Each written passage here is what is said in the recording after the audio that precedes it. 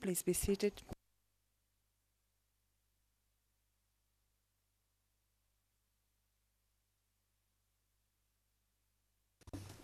Yes, Mr. Tiger.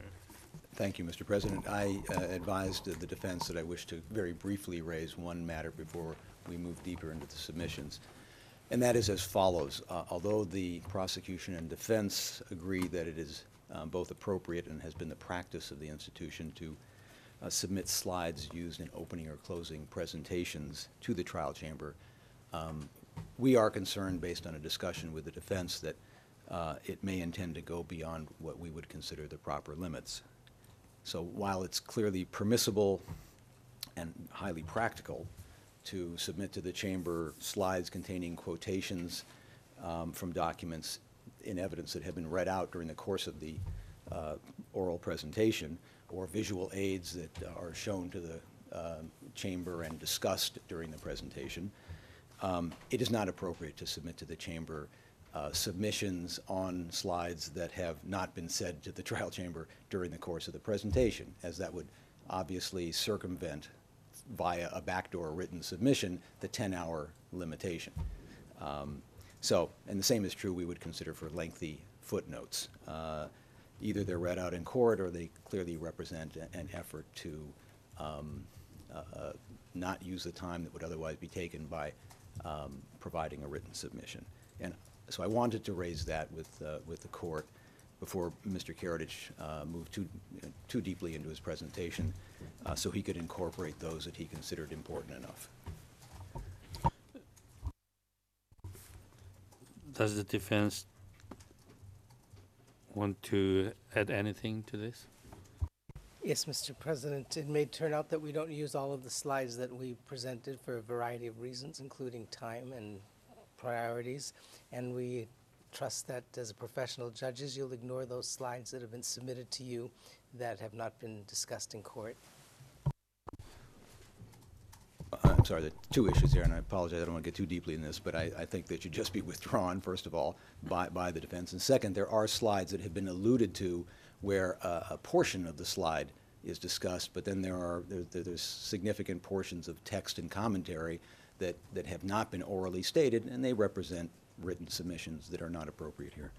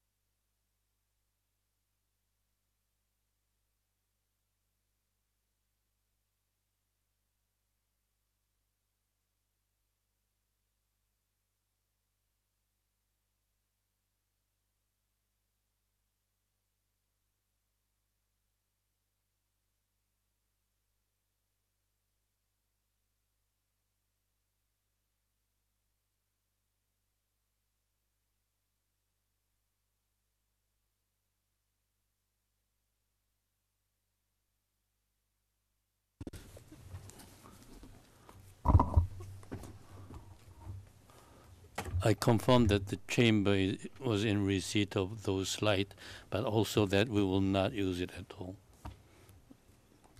Shall we continue? Yes, Mr. Karadžić, please continue. Hvala. Thank you. Uvaženi gospodin Tiger je... The distinguished Mr. Tiger, on the 29th, on the first day,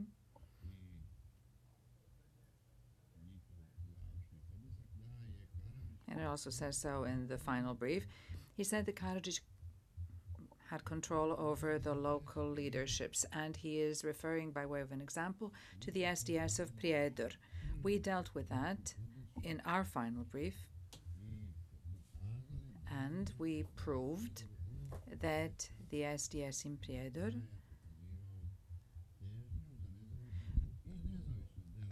acted independently from the start to the end, and they had such aspirations, and they carried out only the decisions that they wanted to implement. This was even stated publicly.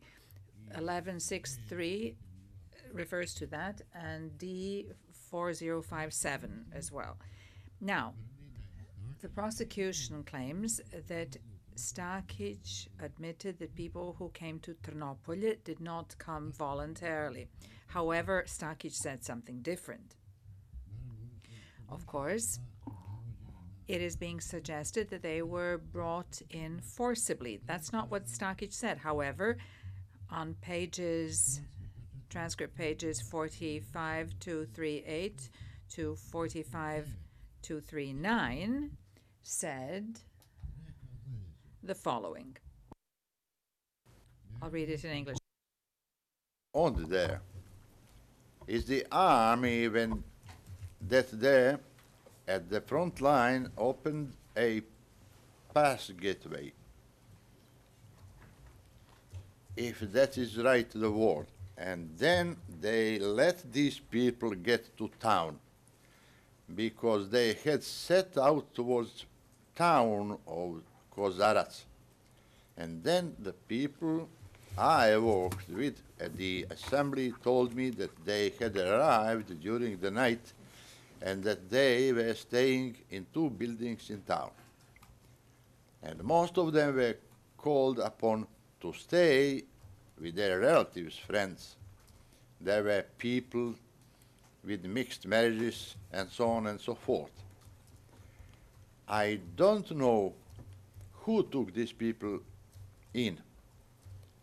At one point in time, when the police realized that these buildings were overcrowded, they took buses.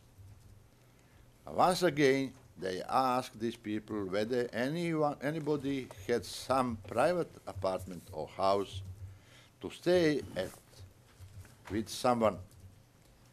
And then they got these other people who had fled from Kozarac, from the fighting, and then they channeled them towards Trnopolje. I never said, and I don't want to say it now too, and I don't want this to be put to me that they went voluntarily. What happened to them is really sad, and I regret it. But I am not saying that we did not make any decision about this Trnopolje. We did not plan this Trnopolje. Dakle, stvaranje utiska. So creating an impression that Dr. Stakic said something that he had not said does not assist in having the truth established, and it is certainly not a contribution to international justice. It is clear that the prosecution needed not only a linguist, but also an expert in semantics. What it means when somebody said, I was forced to leave a certain place. It could have been something, or it could have been someone forcing him. But the prosecution seems to be satisfied that it is someone.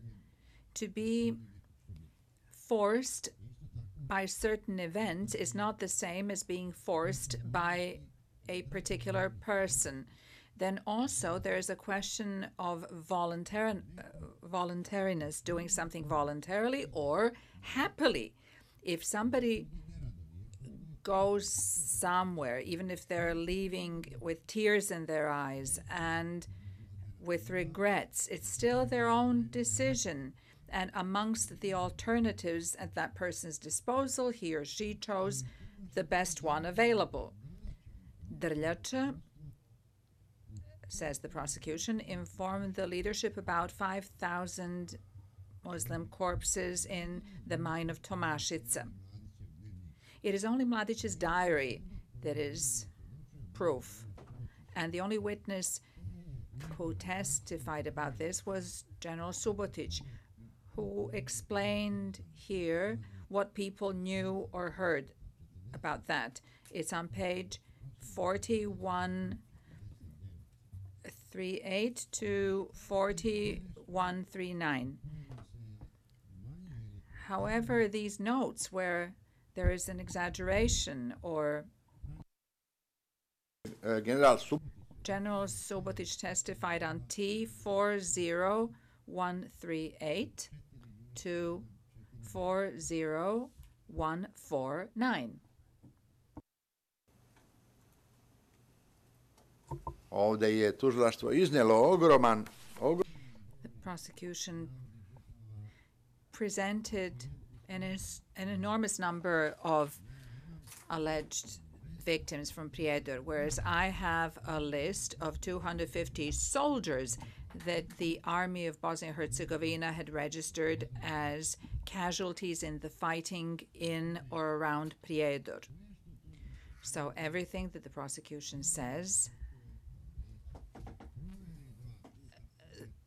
the defense actually expects the trial chamber to double-check all of this, because obviously the OTP doesn't want to get to the truth, but to emerge victorious. And I am not sure that that would be right. The OTP also says that Karadžić wanted a state without many internal enemies, again quoting Mladić's diary, P1477, page 258.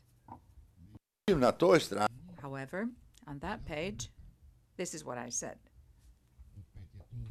Again, this is a shortened version. It is not verbatim. It's not recorded verbatim. I'll read it out in English. Of achieving our centuries-old dream of creating our own state without many internal enemies. We were very mistaken about the Yugoslav orientation of the Muslims. Izetbegović is a religious fanatic. He is for a division of BH. The Muslims have formed green, red, and black berets. Izetbegović is hoping for a foreign intervention. He is supported by Mok and Genscher. Dakle, ne radi se o... So, it is not an expulsion.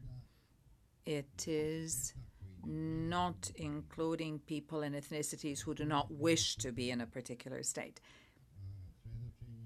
That is why testimony about the creation of Yugoslavia was necessary, and the documents referring to that. Yugoslavia came into existence through the victory of Serbia and the Allies in the First World War. The Croats were defeated. They were panic-stricken.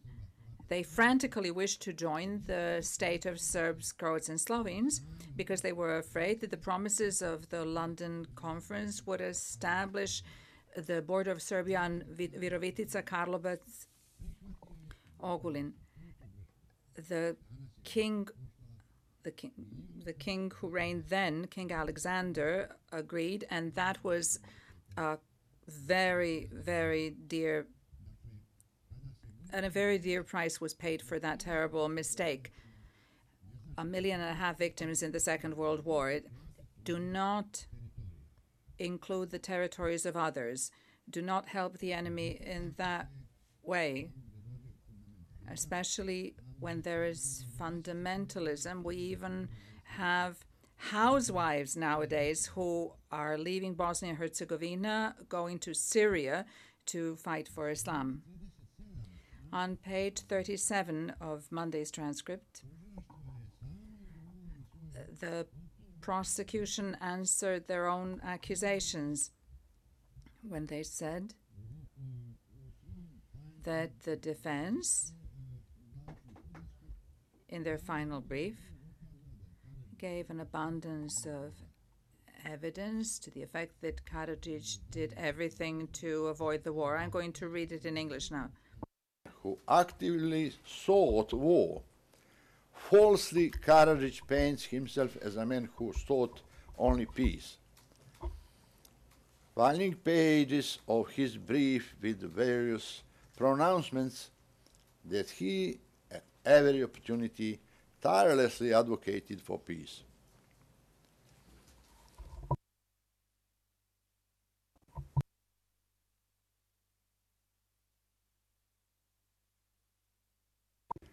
Naravno da je odbrana navela ogroman broj dokaza. Of course that the defense called a great deal of evidence.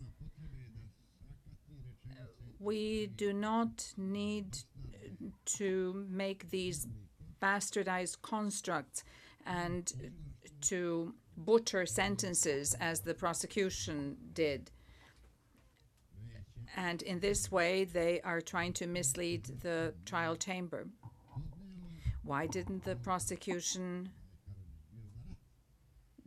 give any proof that Karadžić was in favor of the war? And why does the prosecution forget that it was the Muslims who declared war on the Serbs? It wasn't the Serbs who declared war on the Muslims. And why are they forgetting that Karadžić, throughout 1992, publicly asked Izetbegović to withdraw this declaration of war?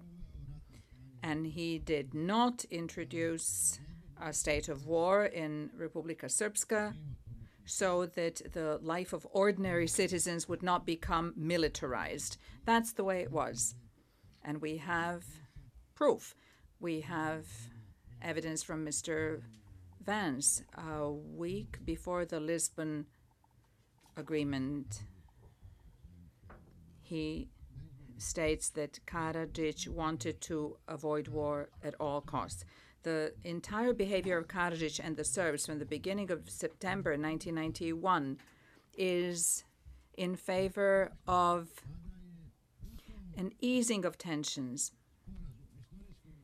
When the historic Serb-Muslim agreement went down the drain because it was rejected by the SDA, then the autonomous region of the Krajina was established. However, the Serbs remained in favor of sacrificing everything for peace. So then in September 1991, we adopted conclusions to the effect that all proposals were legal, legitimate, that they were all on the table, and that nothing is going to be imposed on anyone, that all decisions should be reached by consensus. And already on the 14th and 15th of October, we encountered this deception because independence was declared illegally. Even then, on the 15th of October, up until the 25th of March, the Serbs were prepared to give concessions just in order to avoid a war. On the 18th of March, we agreed to the Lisbon Agreement, and then the SDA refused to agree to that, and then there was this slaughter in Sjekovac and Brod, and then Savez bezbednosti I vladu I the National Security Council and the government and the constitution, everybody had to deal with that in Croatia, Serbia, and Macedonia. And the prosecution held that against me. Now it was impossible to communicate with the minority, and minority rights could not be exercised if there is no such council. The prosecution also says that the local leadership in Chelinac passed certain racist measures for the Muslims of Chelinac. They say the non-Serb population, and they are leaving out important parts of document P628. P2638 is the number of the document. And he says, Due to the combat activities going on in the territory of Čelinec municipality and further afield.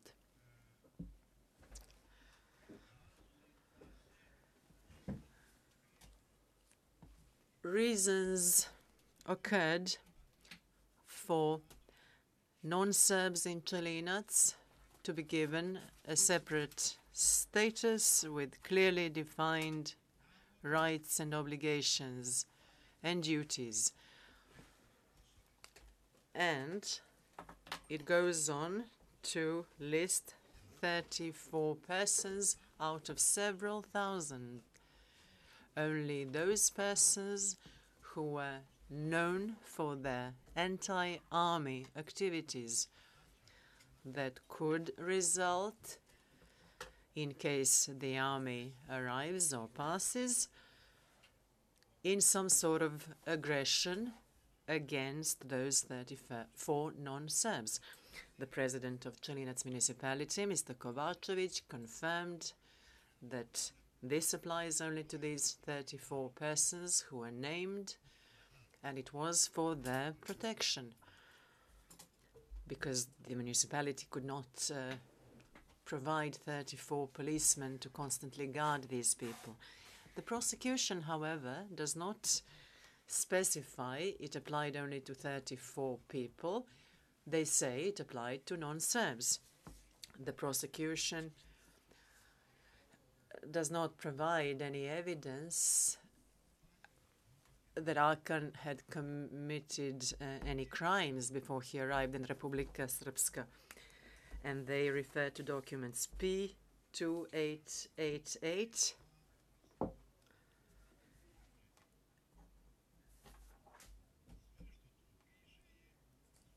and another 8, page 4. All that is written there is that some members of Arkan's unit made trouble, but there is no mention that Arkan committed any crimes in Brčko. There is also no mention of non-Serbs. We heard here that Arkan had been arrested in Croatia before the war began in our lands. And apart from his bad reputation, they didn't find anything else, and they released him. One cannot be judged on the basis of their reputation, and especially not by the president of the state. Members of the volunteer formation of Željko Ražnatović, also known as Arkan, were also present. They made a significant contribution to combat activities, but have, on the other side, caused problems similar to those caused by the majority of volunteer formations. Možda je trenutak da Maybe it's time for me to extend my response to include an answer to the Chamber's question number 2. This document suggests that the volunteers were a problem. The volunteers were governed by a decision of the Presidency of Yugoslavia, which was a legitimate body. From the moment they sign up to the territorial defense or a military unit, they become equal in their rights and duties to any other serviceman. However, there is not a single group or individual who came to Republika Srpska saying, I want to be a paramilitary man. They all signed up to be volunteers. The evidence of that is used against me. And the prosecution says they were on the payroll of the territorial defense of Zvornik or Brčko or wherever. They have to be on some payroll. That man did not come there as a paramilitary man. He was a member of the army, so he had to be on the payroll. Nobody was happy with volunteers until such a time as they all submitted to a single command or were expelled. That's how it happened in Zvornik, Brčko, Bijeljina, and Bratunac. We've heard here that paramilitary units multiplied mainly in rich municipalities, municipalities that had wealthy businesses or factories or enterprises. They would come a couple of times to do a stint on the front line, and then they become renegades. And there was no such power that could remove them from the payroll, because they were a power unto themselves. In all the documents of the police and the army, there is evidence and proof of efforts made to either resubordinate them and make them again subordinated to the territorial defense, to the police or the army, or to expel them. In Bratunac, before the killing of Judge Zekic, the war presidency even issued an order specifying a deadline by which paramilitary groups must be expelled from Bratunac. And those paramilitary groups had originally signed up as volunteers. And the girl who was raped in Croatia by these volunteers, who were then Croatian soldiers, was brought here to testify. In P1448, page 252. The document is P1478. I ovdje je očigledno da su se Again, it is obvious that individuals from the unit ran out of control and out of command, not that the Arkan's unit had committed crimes. They were led by Arkan and Šešelj.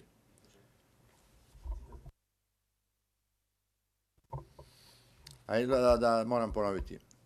Volunteer formations enjoyed exceptional success. They were led by Arkan and Šešelj. Arkans withdrew orderly, but some that stayed broke free of his control.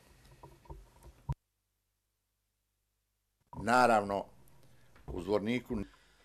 Of course, Arkan was not in Zvornik during that fighting, and especially not Šešelj. And Šešelj never commanded any unit, because his volunteers were disciplined and they were under the command of the JNA. Document P3056.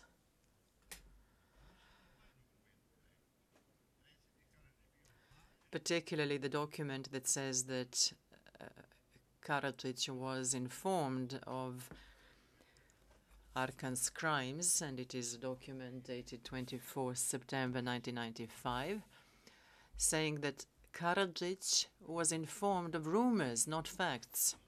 And it states, considering that the presence of Arkan's paramilitary formation has caused armed clashes and incidents involving individuals and parts of VRS units, as well as unrest among citizens, due to rumors that he had arrested all Muslims in Sanski Most and liquidated a number of loyal Muslim citizens.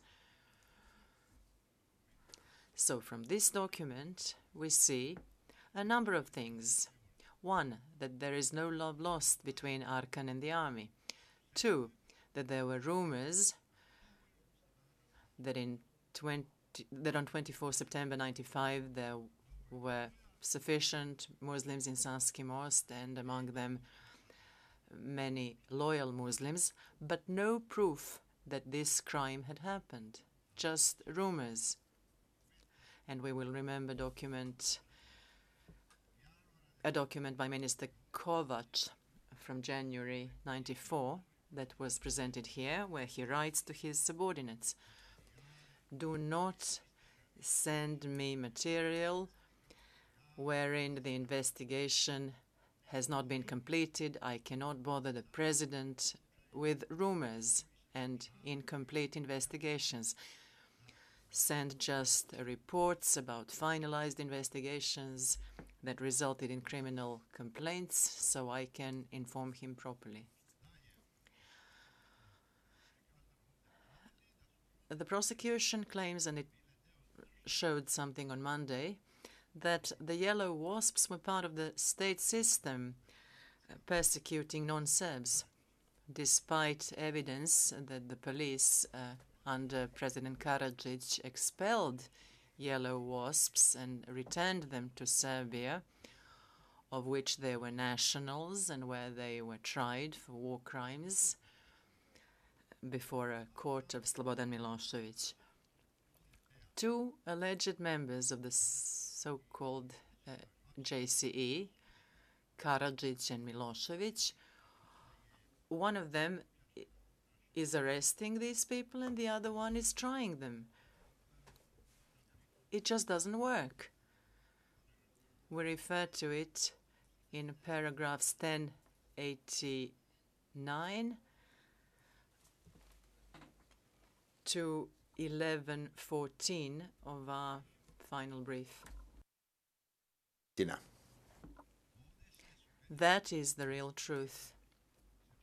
It has been suggested here that we proceeded with the arrests of yellow wasps because they had been rough on Minister Ostojić. But the prosecution doesn't ask why they had been rough with Minister Ostojić and all the civilian authorities in Zvornik, and why Žuća came to look for General Subotić at Pale, because they knew by that time that the authorities were going to drive them out. They would not have subjected a minister of the government of Republika Srpska to such humiliation if the government had been supporting them. That is a clear truth, and it needs to be said clearly. Never in Bratunac, or Zvornik, or Bijeljina, or Brčko would have paramilitaries turned against the authorities if the authorities had not turned against the paramilitaries first. That is a very simple fact and the truth.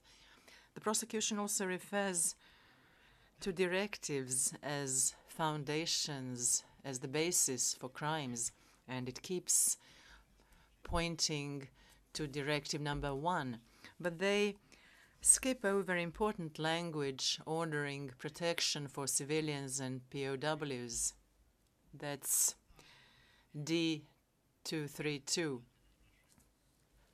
Other directives are dealt with in paragraphs 1294 through 1329 of our final brief, and in the section dealing with Srebrenica. But here I have to note also that on page 75 of Monday's transcript, the prosecution says, concerning Directive 4, that Mladić allegedly said in a telephone conversation, that's document P4795, that everybody in the enclave should be killed and civilians expelled. But they omit two important things. First of all, it was a summary of a telephone conversation done by the Muslim intelligence service or the Croatian army. And second, Mladić said the following. Ranjen Mladić je rekao sljedeće. Mladić said the following. When he was wounded, upon entering Srebrenica, everybody carrying weapons is to be killed. The wounded and civilians are to be led out of the town. This directive and Mladić's orders referring to Srebrenica 93, are covered in our final brief, and ultimately nobody entered Srebrenica in 1993. The prosecution put a sign of equality between those who carry weapons, who are combatants, and civilians, deceiving and misleading the trial chamber. They also say that Karadžić had bragged to Bob Đurđević that Directive 7 was his own order. But if Karadžić had been responsible for this order to commit crimes, then Đurđević would certainly not have testified as he did on page 25957. Počeo je ovako. This is the evidence he gave. Known about Dr. Karadžić and my opinions I have formed on him, and specifically what I have seen and witnessed on July the 13th and 14th, 1995, in my visits there in Bosnia, I cannot conceive a circumstance where Dr. Karadžić would be party to any such crimes.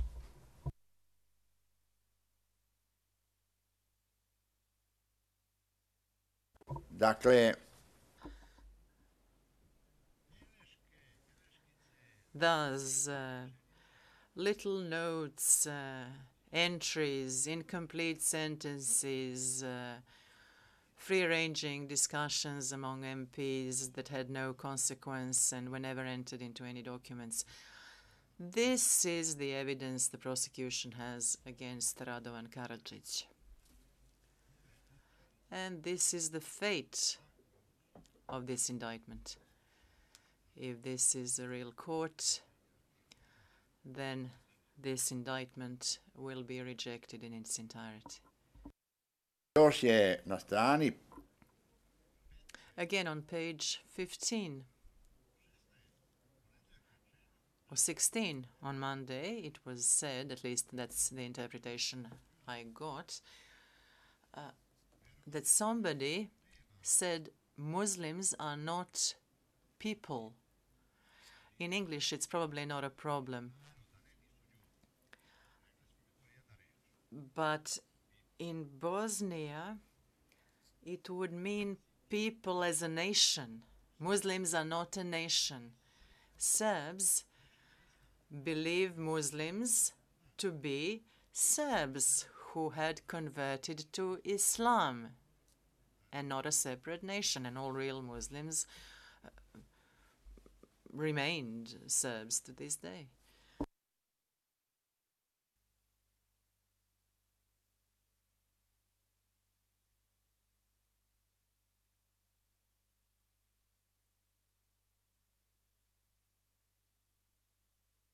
Vratit ću se još na taj prvi dan sa I will come back to that first day of closing arguments. I have a few more points to make.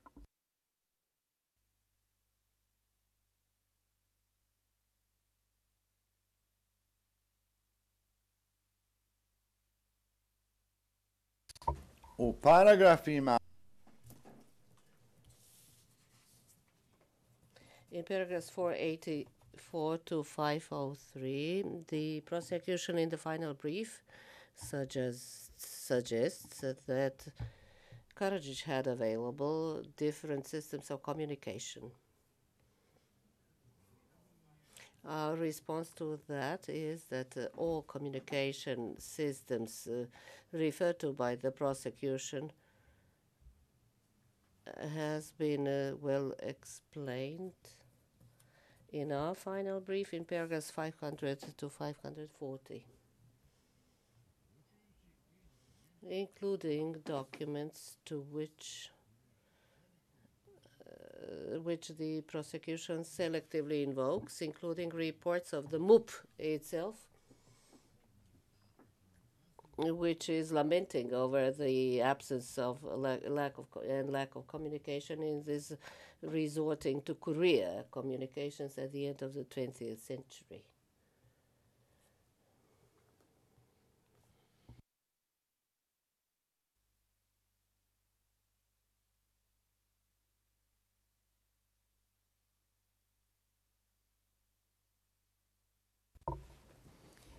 Također želeo I should also like to draw your attention to the fact that the prosecution from the beginning to end is acting selectively on every occasion. The prosecution omits to at least comment some substantive parts of the evidence. For instance, the witness Ranko Vukovic testified in detail about the problems associated with the communication system, and it is in our paragraphs 511 to 513. The prosecutor touches upon parts of his testimony in their final brief.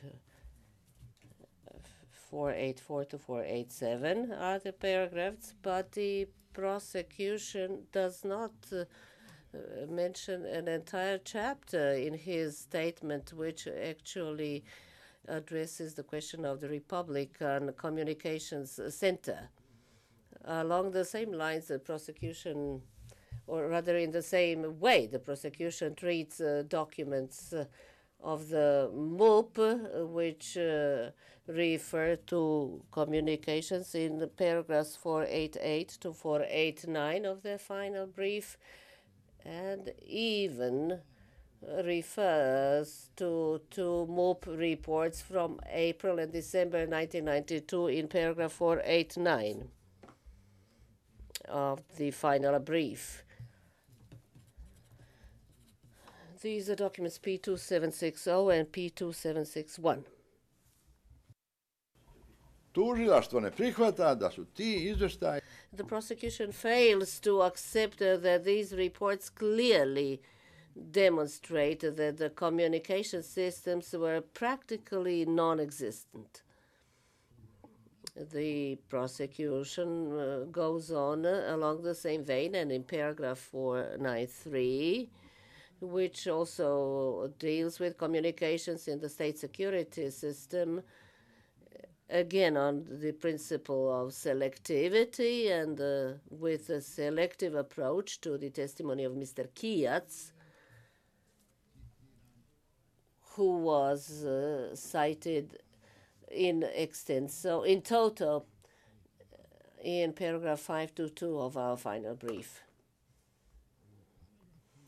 In paragraph 525 of the prosecution, it is claimed that Karadžić failed to react to information of the MOP of 17 July 1992 regarding detention conditions in detention units and prisons. And we replied in paragraph 666 to paragraph 679. Just for your information, the president does not do that job. The moment the president becomes aware and sees that MOP has come by information, that is sufficient for the president. The president can expect the MOP to deal with the matter. The president is not a Johnny Factotum. He doesn't even have the powers to do that. So it is sufficient for the MOP to be aware of the situation, and they will deal with the situation. Excellencies, all knowledge about crimes that the prosecutor has actually obtained is from Serbian organ sources, and mostly from the MOP. These are documents which actually demonstrate that the MOP is combating crime. And the prosecutor says, aha, this policeman reported this crime in such and such a street. Clearly, that is his work, that is his job. How can you then have this posited against me or Republika Srpska or any Serbian official. How can you have the fact that the MUP detected crimes and reported crimes? How can you hold that against us? Instead of being grateful to the MUP for having documented all that, every single crime. And when it is possible for the people, for the perpetrators to be put on trial, that would be done. Even today, some trials are taking place according to the documents of the Serbian MUP. We have a document from Sanski Most. The judiciary actually inherited 30 cases from the Serbian MUP and the Serbian organs, and these are cases against Serbs who perpetrated offenses against Muslims and Croats. In paragraph 527, it is stated that Karadžić reluctantly agreed to permit the International Red Cross to visit Manjača in July 1992.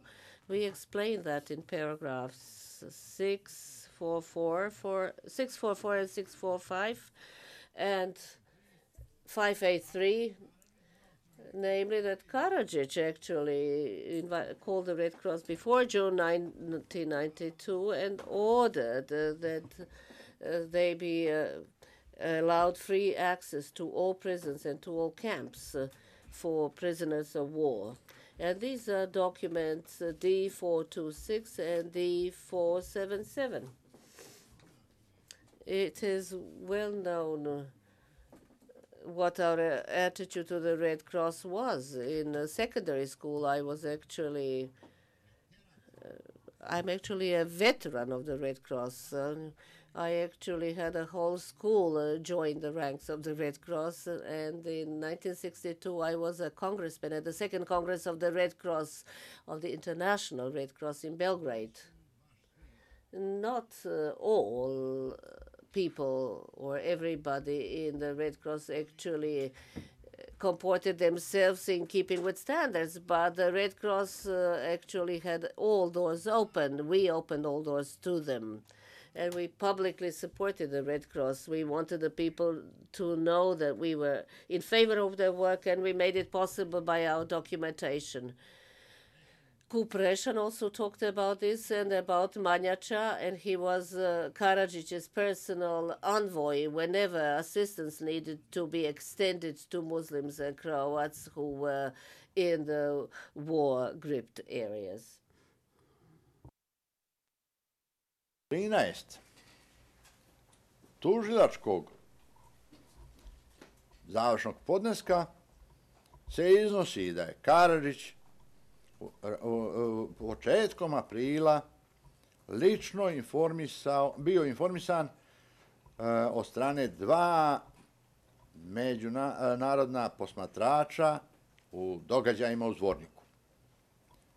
Novinar Martin Bel 8. aprila i 10. aprila je rekao Arkanovi tigrovi su obezbedili uradili vatru. Just a second, Mr. Karadžić. Received the English translation for some time.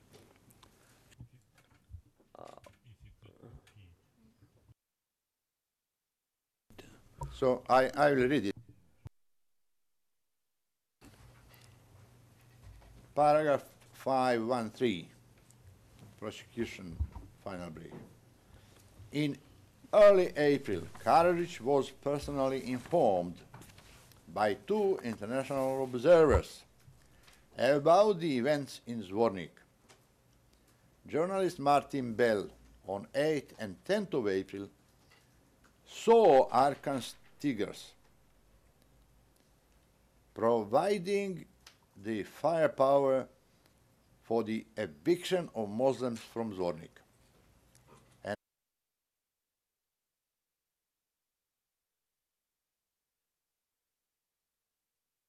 The central commands of the territorial defense do not exist. The communications are down. And let me remind you that on the 16th of April, we have that document on the list. A secretary, a woman secretary, Radmila Rada from the MUP, she called Belgrade to ask Arkan's office who is controlling Zvornik. If the police, given all their potentials, doesn't know who is controlling Zvornik, how can Karadžić, who is dealing with hundreds of other matters and only responds when he is asked to deal with something specific, how could he know or should he know what was happening in Zvornik? The prosecution doesn't see fit to divide these two things. No, they keep referring to the joint criminal enterprise. Let the prosecution find something outside the JCE and something specific. There is nothing, gentlemen. The joint criminal enterprise, something that applies to the mafia, whether in Rome or in Naples. But here we have a people attacking a people, a neighbor attacking a neighbor, and we knew that that was the way it was going to be. When I say to foreigners, everybody is guilty and it was chaos, they say Karadžić justified this and accepted this. No, I'm not countenancing this. There is no justification for crime. I'm just saying what happened, but it was not done by the state. It was not done by the authorities. The source of all information of the prosecution is actually the criticism of the authorities of illegitimate practices. That is actually the source of their information. Paragraph 323 of the prosecution's brief in footnote 1185 in English. In cadre problems and always wanted to have a finger in the pie.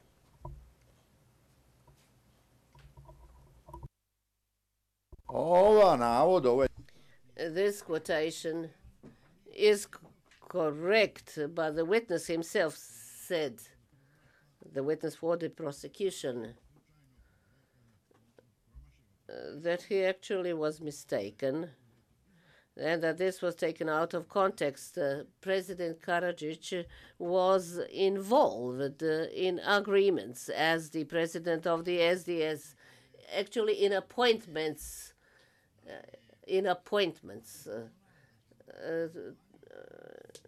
to the effect that the personnel policy in the police was honored in accordance with the agreement between the SDS, the SDA, and the HDZ. I did not impose any personnel on the MUP, but if somebody from the Serbian MUP called me and told me they have tricked us, our hands are tied, agreements are not being observed, we cannot discharge our duties, that is when I intervened. There is not a single example that I imposed on anyone any particular arrangement or solution or appointment, in fact.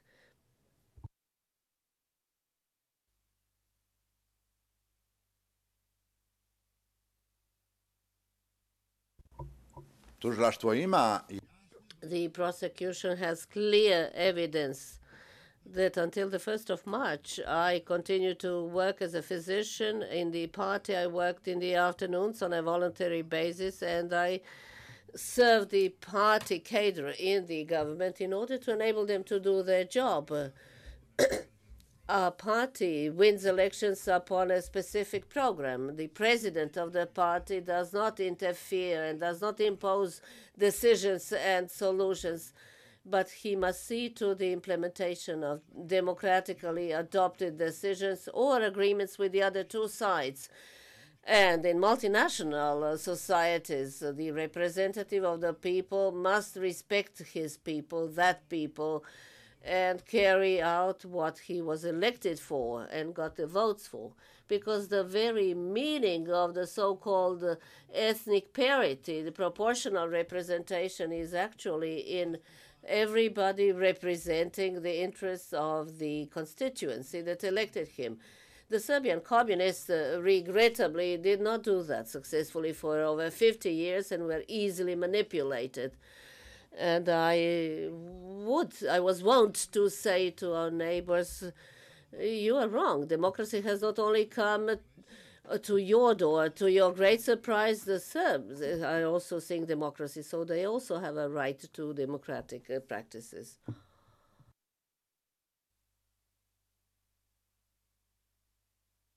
Pogledajmo paragraf 59. Let's see paragraph 59 of the prosecution. It refers to Bratunac, to the problems with the local leadership. At a meeting, this is P 1478, page 258. That they informed Karadžić that paramilitaries were responsible for the wholesale chaos that was reigning. And that is totally opposite to the contention of the prosecution in paragraph 59.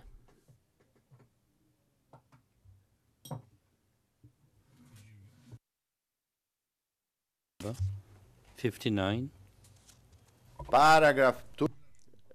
The final brief of the prosecution, paragraph 59, where it is contended, also contrary to the prosecution document P 1478, page 258, from which you can see that Karadžić was informed that the paramilitary units were responsible for the misdeeds. It was stated at that time there are no Muslims in Bratunac. It actually says in the municipality of Bratunac. This is a town. To je tačno, ali to iz... That is correct, but that is only 20% of the municipality. I Ljubisav Simić, predsjednik opštine, Ljubisav Simić, president of the municipality, stated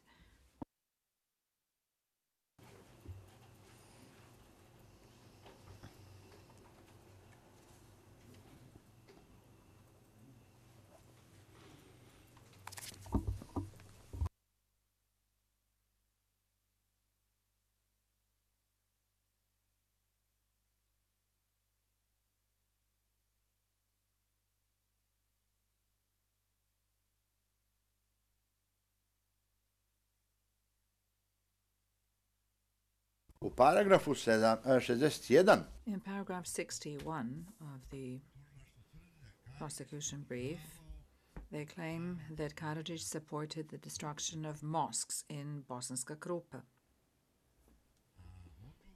And our answer to that is that during the municipal assembly session then, Karadžić rejected the speech of the member of parliament who was saying that the refugees would not be able to return or that mosques were destroyed. P 1379, that's the number, page 25. After that meeting, Karadžić signed a declaration stating that all citizens who left the territory can return to their homes when they wish, D 4807. So, a member of parliament can say whatever he wants to say, but if it does not become part of a document, it doesn't matter. The law protects MPs, and they can say whatever they want to say, but they cannot stand trial for anything that they had said.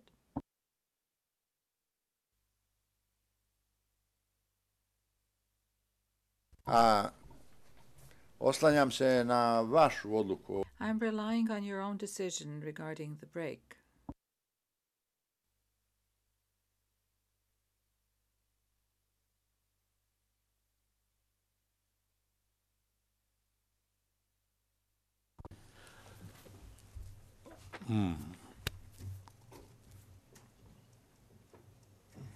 Before we take a break, shall we go into private session briefly?